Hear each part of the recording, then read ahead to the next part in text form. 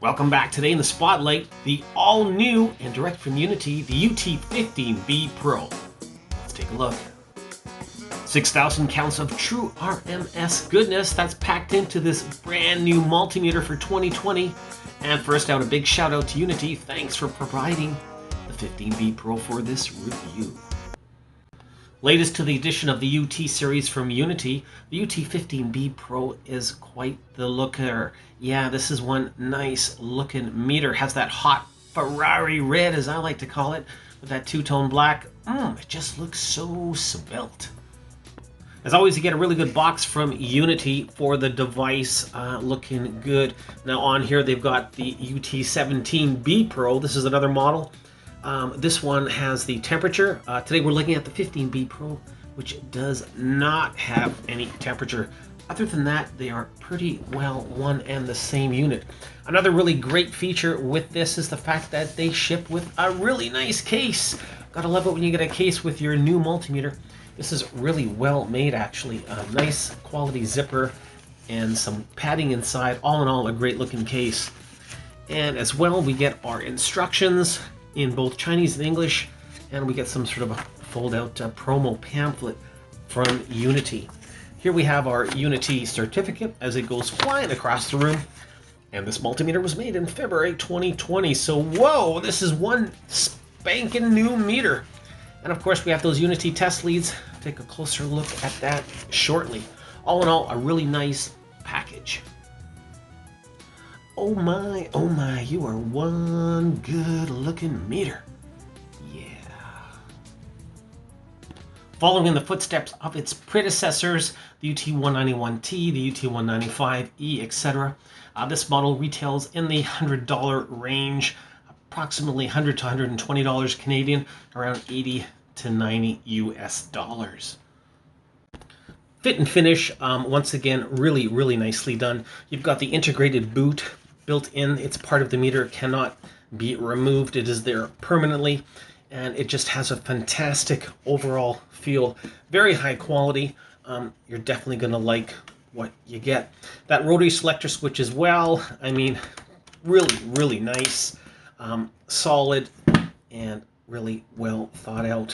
Tilt stand or standing bail, excellent job once again. Comes up at a really nice 90-degree angle. It will not flop around.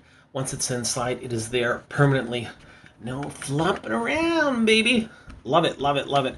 And when it's seated, look at that. It ain't going anywhere. No, this thing is in there for the long run. Another nice touch as well. You have basically a rubber inlay here, so that base, even though it's plastic, you've got that nice rubberized housing on the bottom, so it ain't moving, it ain't gonna go anywhere. Great job.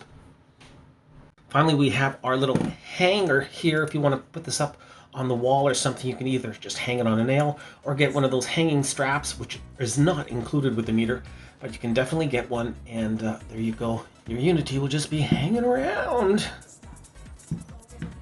One neat little trick that I like doing is pull out that hanger and I just leave it like that, so instead of being completely flat, it's actually on a little bit of an angle, so it just makes it a little bit easier to read. Yeah, I thought of that myself. Pretty smart. Thank you very much. Taking a closer look at the rotary selector switch, starting off at the 9 o'clock or off position. Volts AC, also variable frequency control. Volts DC, up to 1000 volts. Millivolts, AC DC. Diode, resistance, and continuity.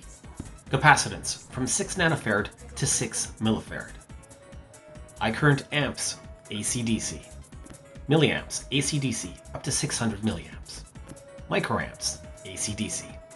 Starting at the top left, we have our hold button, followed by the range, our rel, select, our max, backlight, flashlight, and finally the min. At the bottom of the meter, we have the high current amp on the top left. At the bottom, we have a separate input for microamp and milliamp. On the right-hand side, we have our capacitance, resistance, and voltage, and our negative input or common on the far right. Oh, yeah. Without further ado, let's turn on the display. Bada boom, bada bing, bada bang, and there we go. And overall, it looks to be not too shabby. Now, the font on this one seems to be a little bit chunkier than on the previous series. Or you know what? Maybe I'm wrong. We'll take a look. We'll put them side by side in a second. Overall, though, pretty decent looking. Now you can tell with the glare in the studio, yeah, there is some glare out here. So if you're outside, chances are you're going to have a little bit of glare issues as well. Depending on how you're looking at the meter, it may not be the most visible out there. So, you know, well, what can we do? Okay, we're going to turn off the light. And there you go. Boom. Gotta like that. That is that auto backlight being enabled automatically. But yeah, very nice to have that light go on and off and on and off and on automatically. Give up your day job, Derek. That backlight has been on now for about 10 minutes, so yeah, looking good. Really, really nice to see a backlight that just doesn't go off on its own. Love it. Good job, UNI-T. Wow. All right, so we're going to start off with our DC accuracy test. And you know what? Let's put the lights back on, shall we? 250 millivolts is what we want to see. Pretty close, 249.7. All right, now let's just switch it over. Should be looking at 2.50 volts. And we're going to go back into regular volt mode. Pretty close, 2.496. All right, DC testing, here we go. It is a head-to-head, a tete-a-tete. Welcome to Fantasy Island, or should I say UNI-T Island? Yes, what am I trying to say? Well, it is a lineup of really cool meters. Far left, we have our calibrated key sight, and on the left of the star of the show, the 15B, we've got the UT 195B, and on the far right, the 191T. Already, we are locked and loaded at 5 volts, and as you can see right away, that key sight is spot on. 4.998 for the 195, 4.994, and 5.00. Whoa, the little 191T is looking good. Okay, let's take it up. 7.50 volts. And starting off with UNI-T, 7.48 for the 15B, 7.48 for the 195, 7.50, spot on little 191T, and 7.498 for the key sight. Wow. Wow, wow, wow. All right, here we go. Up, up, and away. Gonna take it up to 12 volts. 12 volts even Steven.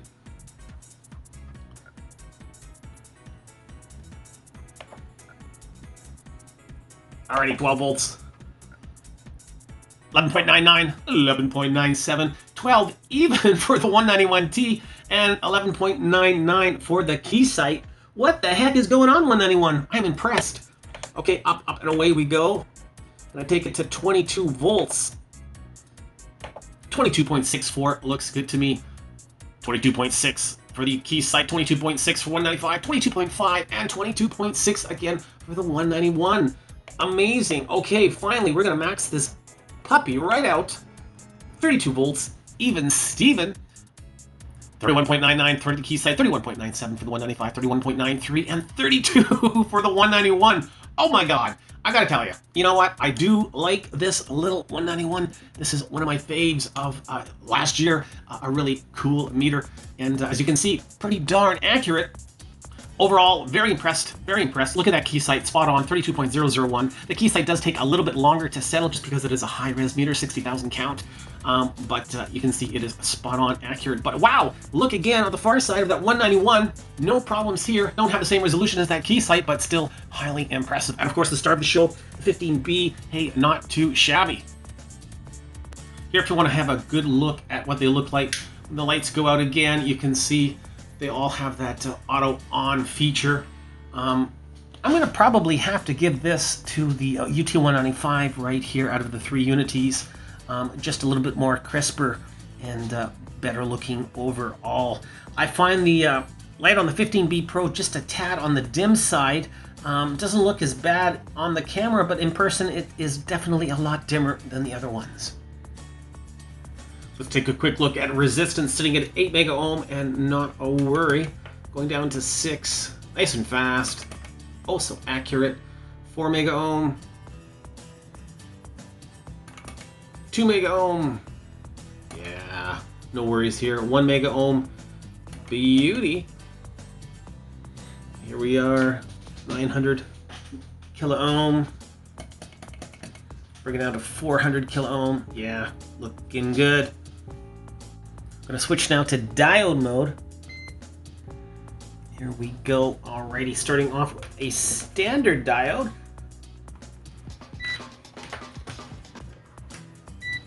And look at that, we have that really nice audible diode mode. That's right.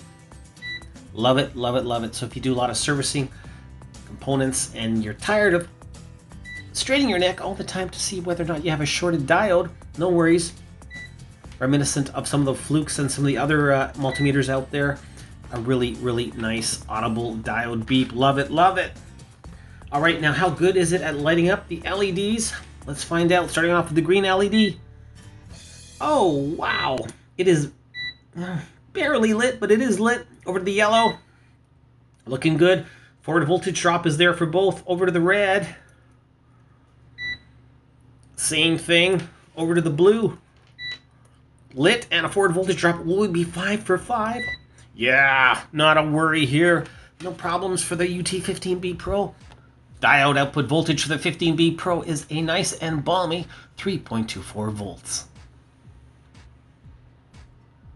Continuity mode is next. Here we go. These are the default stock test leads. And look at that. You notice something? Those suckers are gold tipped. Beauty. Loving it, loving it. All right, 3, 2, 1. Here we go. Hey, not bad at all. Definitely loud, latched. There is a slight delay. Overall, not too shabby. Let's try the Probe Masters. Here we go, Probe Masters.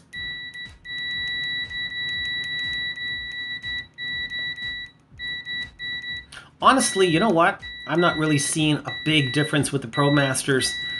Still loud, latched, but we do have that slight delay. Interesting.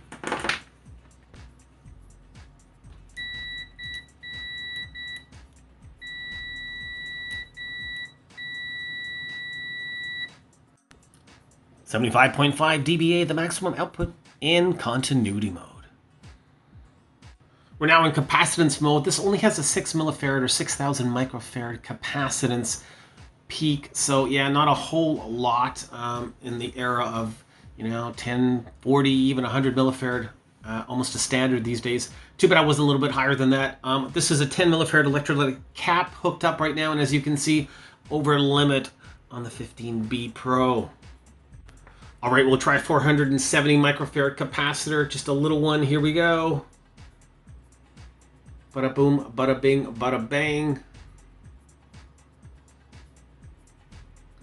There we are. So a little on the slow side as well for what is really not a very large cap. And finally, a 1 nanofarad capacitor. Look at that, no worries here. Now we're in low milliamps mode, sitting at 20 milliamps. And yeah, no worries here. Take it down a little bit. 18.50 amps. No worries. 16.7, yeah, I don't see any problem here whatsoever. Let's take it down to 10 milliamps, even Steven. 10 even Steven, looking good. All right. Bring it down to 1 milliamp on the button. 1 milliamp. 0.97 on the 15B Pro, looking good. Now, if you're curious about the hold, it is just a standard touch hold. That's it, that's all, nothing funky going on here. Yeah, basic touch hold. When you're done with your reading, hit it again and away. As well, UNI-T gave us the option to turn the backlight off if we don't want it enabled. Simply holding down on this backlight button disables that backlight. Kind of handy dandy. Something worth pointing out as well, if you take a look at the back of your UNI-T multimeter, if you have the UT195 or the 191, you will see those TUV and GS ratings are right there. On the new UT15B, yeah, they are gone. They are not GS or TUV certified. We do have a ETL certification over here, Intertech, but we are lacking that TUV GS certification on the new 15B Pro. Another point worth mentioning as well is on the 15B Pro, we are not getting that IP65 rating that you can see on those other ones from the UT series. That has been negated from the 15B Pro and the 17B, so no weatherproofing on this guy. Now, something great UNI-T has done here, check it out. We have one screw, that's it, that's all. One Phillips screw, and we have access to not only the battery compartment, we also have access to, you guessed it, that milliamp fuse. That is a HRC milliamp. Wow, gorgeous. So they were definitely thinking of the end user when they did this. Very, very nice. Now, if that high current fuse blows, unfortunately, you're going to have to take out another 6 screws to get inside the case. But for easy access to the milliamp fuse, which is usually the one that blows, hey, good job. All right, so here we go. Just going to lift off that top, and voila! Hey, looks amazing.